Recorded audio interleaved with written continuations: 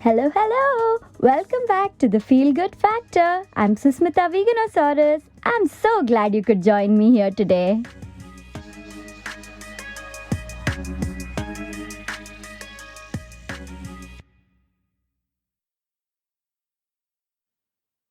Hi everyone! So today I have someone really dear to me as a guest on the podcast. Her name is Shasvathi Siva, and oh my god, she is this huge positive ball of energy. Shaadu, as those who really love her, those who are close to her, call her, has been through a lot of difficult stuff in life, but she has come out of the other end, not only turning her own life around, but also helping so many people around her to feel better and bounce back up.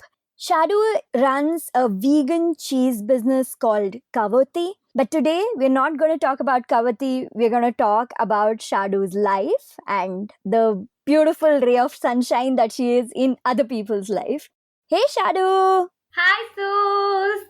Thank you so much for having me here on your show. I am so thrilled and honored to be a part of it. And it is so nice what you're doing. You're helping so many people. And you introduced me as the most positive person, but I really think that that's actually you. Aw. Well, positivity attracts positivity, and I'm so glad we have each other in each other's lives. I agree. I totally agree. Okay, so Shaadu, let's dive right into it. Today, we're here to talk about your Yeah. divorce and all the things you've done to turn your life around after that, and how you're making a positive impact on others because of it. So, can you give us a little bit of a background? Yeah, sure. I went through a divorce, I think, last year in 2018. And I think it's one of the most difficult things I've done in my life. It was so challenging. It was such a turmoil, mental health affected, physical health affected. But I think to a large extent, I like to convert all negative things into at least something positive. So, I think the best thing that came out of it was the fact that I felt so free, and it was like absolutely wonderful to taste that freedom. And while it was all great for me, I think there was a lot of learning that happened for me in that 1 year. Like every time I went to court, I would constantly think about like the number of people who probably do not have the support system that I do, the kind of help that they get, and who sits with them, and who tells them that okay, everything's gonna be okay. Wait. You were sitting in court going through your difficult divorce, and you were looking at people around you and thinking about who's helping them. Yeah. That is just so typically you, Shadu. Always felt like everybody deserves the support system because no divorce is easy. Sometimes it might feel like the process is smooth or okay, I'm going to be done. It's still going to take a toll on you, and you need a sense of like community, sense of family, friends, and all of those things together. Mm. I think because of that, I always wanted to start a support group. I always wanted to do something that makes everybody feel like we are not alone in this journey. So that's how you started your divorce support group. And what has the response been so far for the group? I think the response has been really great. So I think one of the most important things I did for myself was that I did not start the support group immediately after my divorce. Mm. I took a good few months before I was ready for it, mainly because I wanted to be ready before I could help people. Because if I don't feel like I could, then there's nothing I could do for somebody else, right? Yes. So, True. You need to heal at yeah, least to a large extent, and you can't keep having those memories keep coming back while you're trying to also be there for yeah. others. So I totally get it. Before I started the support group, I started a conversation online about divorce. And, I Hmm. started talking about it from an emotional point of view, from a court perspective, from a technical point of view. How do you take up a new lawyer and things like that? Hmm. By the time I announced my support group, I think people kind of knew the direction I was taking, and it was easier to connect with the people because there was already a sense of relatability that I had created online. Because I had a lot of people writing into me, trusting me enough to like share their stories. And I first started helping Hmm. people on the phone. I would take some calls. I make it very clear that I'm not a trained professional, that I'm not here to solve their problems, but I'm just here as a friend to just lend a shoulder for them on days and nights that get incredibly difficult. And it goes a long way in them also realizing that, okay, this person might be a stranger to me, but there is a weird comfort in knowing that she and I actually had some kind of similar stories and similar struggles. That makes sense. So, generally, who has looked for your support more? Has it been men or women? Definitely women. I have had men get in touch with me as well, but it's Mm-hmm. definitely more the women. And I think that comes from a very, very patriarchal part of our society where the stigma and a lot of it ends up being much, much more on the women than it is on the men. Mm-hmm. Women don't just worry about like the fact that there is an ongoing divorce case, they also have to worry so much about the future. If they have kids, Yeah. then custody, and then how do you co-parent or live with so many memories, where do you go, how do you meet more people in the future, what do you do about, you know, your relationship status after that, and a lot of things like that that generally surround women a lot more than men. Yeah, I've seen your interviews online on newspapers and media, generally your videos. I've seen a lot of the interviews you've given, and one thing that I really admire is how you have managed to normalize divorce. That is such a huge, big thing. I think that step itself makes a difference on people's lives. I'm sure even those who haven't reached out to you or spoken to you have already had a difference made in their lives because you've normalized the whole idea of divorce. And I know this, you also had an awesome divorce party. Like, that's like the master of normalizing it. So, tell me about your divorce party. Yeah. First of all, thank you so much. That's so sweet of you to tell me that, because this is exactly what I have been working for as well. I think the reason why I wanted to normalize divorce is because I think that the stigma around it is ridiculous. I mean, we've reached a point where, you know, India has a divorce rate of 1%, which means that out of every 1,000 marriages, less than 13 end up in a divorce. And when I say that, I don't mean to say that I am promoting divorce in any way, but Mm, we do know, you know, even if you think about it, all of us will know at least one or two couples that do not need to be together, but they are together because yeah. of kids, because of family, because of some kind of pressure, because of like, oh my god, where do I go after this kind of thing. And that's purely because of how society has made us feel. And it's ridiculous because everybody has breakups at all points of time when they fall in love, but it's just that when you get married, it feels like everybody is involved in your life. And if you are Yeah. unhappy, or if you're going through some kind of abuse, or if it's the reason is as simple as I just don't want to be in this marriage, you should be able to get out of it when you have the option of getting out of it, right? It's Mm, very unfair that we are made to feel so ashamed, and as if, you know, that's it, like this is the end of your life, and you know, people look at you like you're not worth anything you have achieved just because you got a divorce, and that's extremely unfair on anybody. yeah. Like you said, divorce should not just, it shouldn't become your identity and it take over everything else in your Yeah. life. But the beauty is that you have even owned that, like in the sense of you have made people feel that it can be their identity and they have owned it, and it's actually an amazing thing that could happen to you. You've given it such a nice, hopeful, positive spin. You've shed light on the good parts of it. And that's what I feel, is going to take this whole movement that you've started forward way, way ahead. So, yeah, tell us about the divorce party. Yeah, my girlfriends had thrown me an incredibly amazing bachelorette party before I was going to get married. And I think it was one of those nights which none of us will ever forget. Ever since I decided to get a divorce, from then to like literally the last day of court, I think some people have been with me through every single day of that. And I feel like they lived Mhm. through the trauma with me, they lived through those bad times with me. And so when it was ending, I just wanted to, as a very small way of saying thank you to all of them, I decided that you know, I'm going to throw a divorce shower.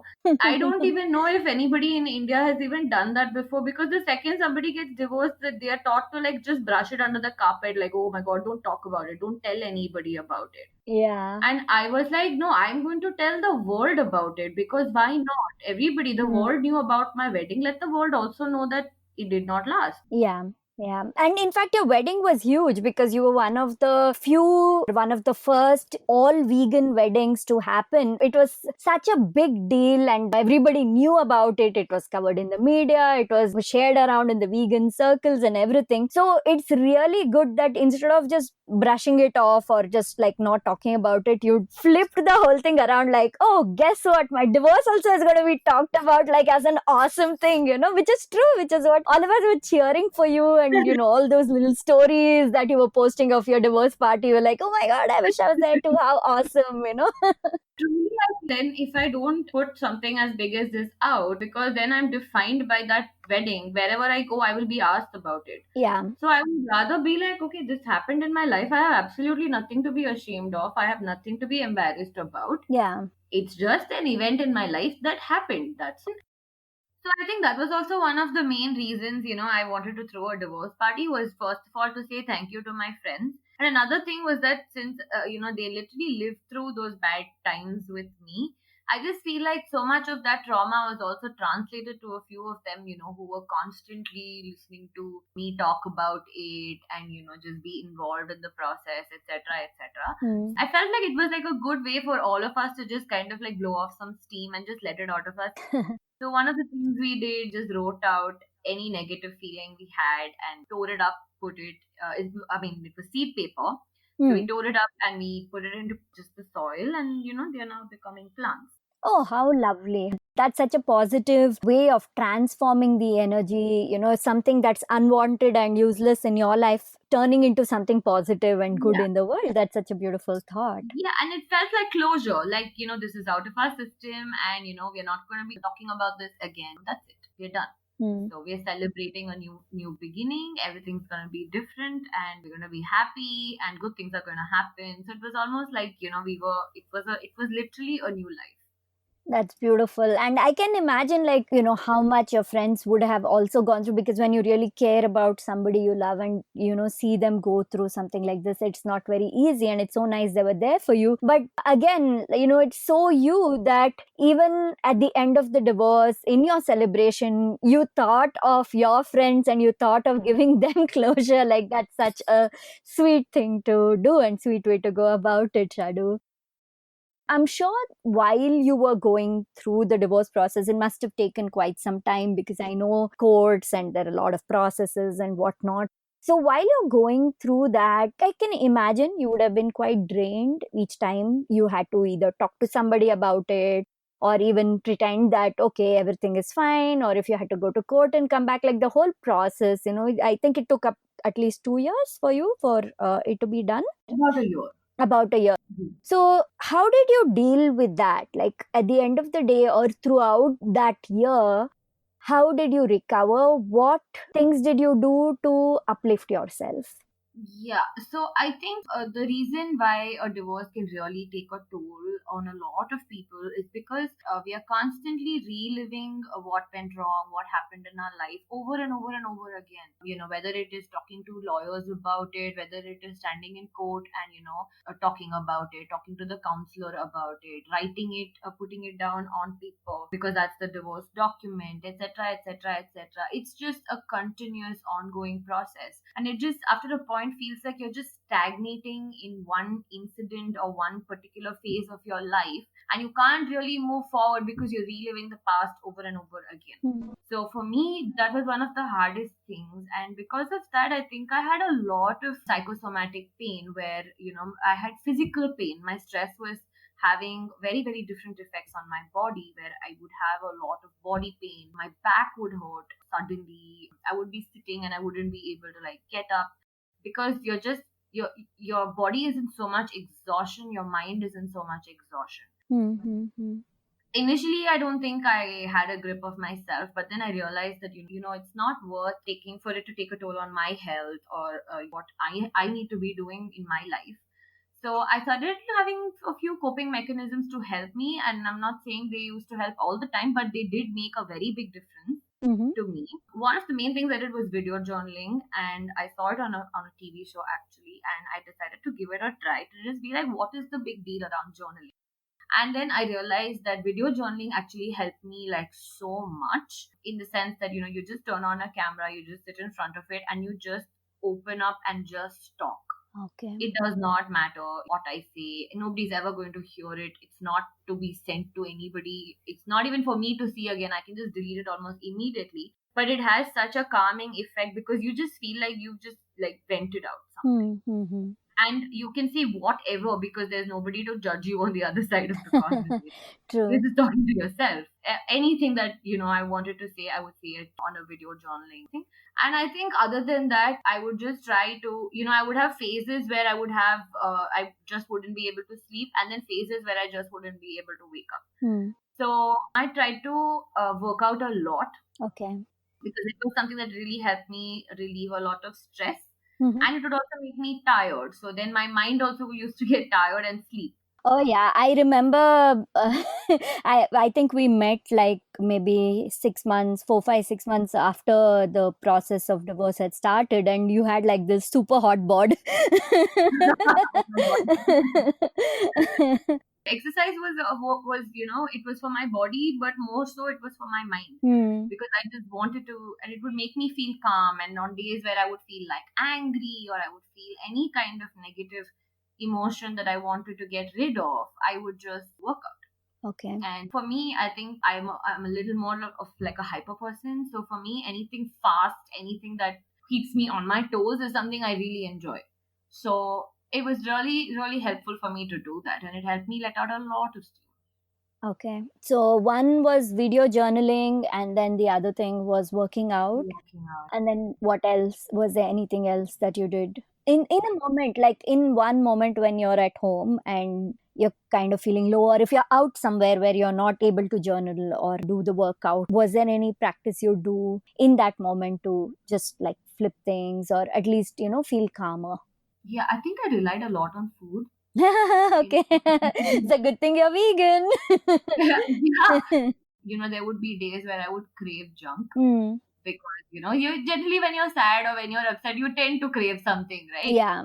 Would usually, I don't give in to so much temptation for junk and things like that, because I don't want to. Yeah, I have that much self control. But like when this happened, and I didn't feel the best of my spirits for, say, sometimes days, sometimes weeks together. Hmm. And if I crave for something, I would just eat it. Vegan, of course, but like I would just eat it. If I crave for fries, or if I crave for a Maggie, or if I really wanted ice cream that day, I would just give in. I wouldn't be hard on myself. Yeah. And I think just cutting myself that slack itself helped me a lot. Oh yeah, definitely. I was like, okay, somebody is being compassionate to me, and that's me being compassionate to myself, but that still feels nice. And I'm not putting any restrictions on myself. So, like you said, if I'm out and this thing, and another thing I really did was, anytime I wanted to cry, I just cried. Oh yeah, the power of crying is it's so cathartic actually. It's like It so good. is. So, like, we underestimate how much it helps. Yeah. I remember there are days where I have sat on Marine Drive and cried. I have cried, in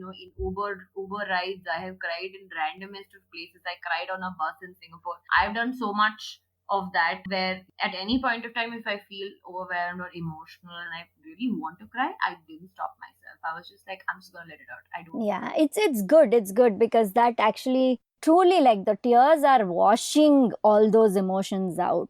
So it's so good that instead of being conscious about where you are or controlling yourself, you just allowed yourself to be you. When you don't cry when you have to, that itself starts to get Oh yeah. frustrating, because then you're still feeling like, okay, I really want to cry, but I cannot cry. I'm in this place or public place or with people or whatever. Yeah, it adds to the frustration. True. There were days where I would get really upset about, very small, unreasonable things, and, things like that.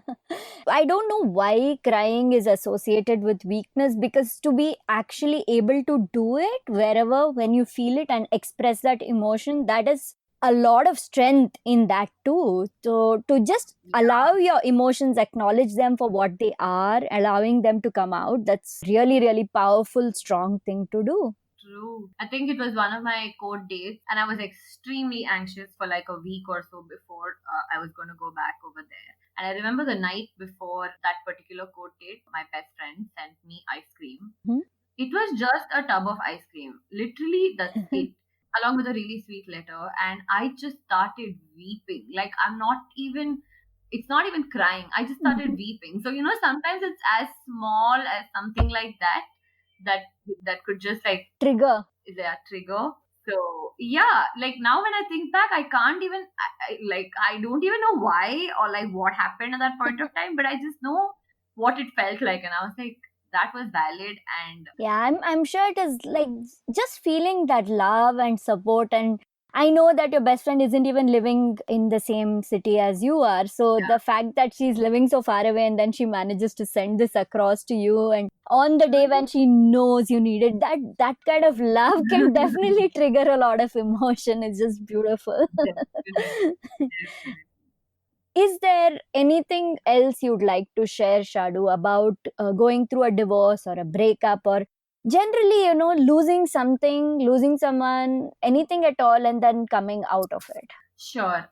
What I mainly want to say to a lot of people, and I will say this particularly in with respect to divorce, Mm, I think one of the most overrated things that a lot of people put pressure on themselves is family. mm, And I don't mean to say this with disrespect to anybody, but having spoken to the number of especially women that I have spoken to, I know for sure that a lot of people do not go ahead with a divorce because their mother or father says no, mm, and they continue being stuck in abusive relationships, in terrible, terrible marriages. So I met a lot of people through the support group, through this entire community, who actually made me realize that if you have family support, it's a privilege, but if you don't, it's not a hindrance.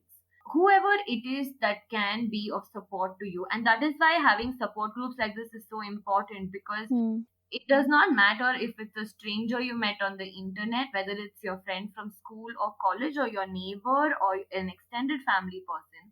As long as you have one or two people, just go for it. Because I think eventually people adjust to your decision. People come around, people understand when they see you happy, when they see you thriving. So, to just let it be your mm, decision more than letting somebody else be the judge of it, somebody else to sit and dictate how you need to live your life. So I think that is something that's extremely important. And I know this can be very subjective, this will vary like case to case, person to mm, person, parent to parent, but I just want to say that, if at all anybody is going through this particular phase in their lives, it's not at all bad to reach out to someone to ask for mm. support. So just asking for help and just being cognizant of what needs to be done itself will help. Yeah, I think, see, the thing is, in many cases, people are even afraid to ask for support or reach out to someone, wondering what somebody will say, right? That is why your kind of a support group helps, because, first of all, most of the people are perfect strangers. So you don't have to hesitate to say something or worry about what they'll think of you. And then the bonus is that actually they relate to what you say, and then they are there for you. So that just is so good. How many support groups have you had so far? Like, I know you're doing a lot of support online and on the phone and stuff, but physical support groups, so far, how many have you done? So we've done a couple until now, and then there was the one in Delhi, and I was traveling there for some other work, and it ended up, over there. And I intend to do this in other cities as well. Mm-hmm. The last couple of months has been a break because of the different developments in the country, which has just been like a lot of focus has been shifted for in general, for Mm-hmm. everybody, and it's been difficult to kind of refocus and come back to this. But this month onwards, it will be back on track. So I hope to have at least one or two a month. When you do these support groups, how do you feel? Like, what is the energy that you personally experience out of it? I think the energy is so powerful. It almost takes me a day or two to unwind from it, Mm-hmm. because I think there is so much power in credibility, so much power in stories of people who have lived through this, and then, are on the other side of it to come and tell us that it's possible to get out of it. And then we also derive so much hope looking at other people's lives. And, no matter how much we hear it from other people saying, no, it's okay, it's not a big deal, you're going to be okay. When you hear a person who's also been through a divorce come and tell you that, that's entirely different. The kind of Mm-hmm. belief you will have in that, because you see their life. you see that there is so much. It's so empowering to know that okay, if they can do it, maybe I can do it too.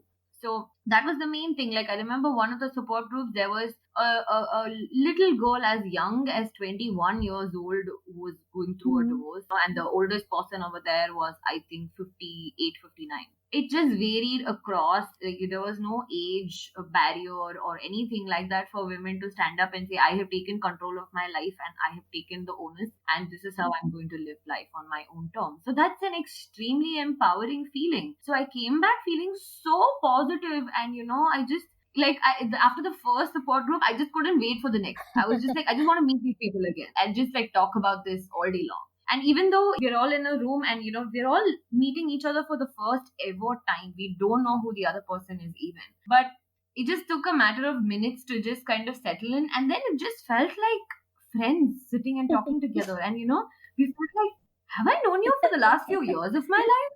That kind of a feeling.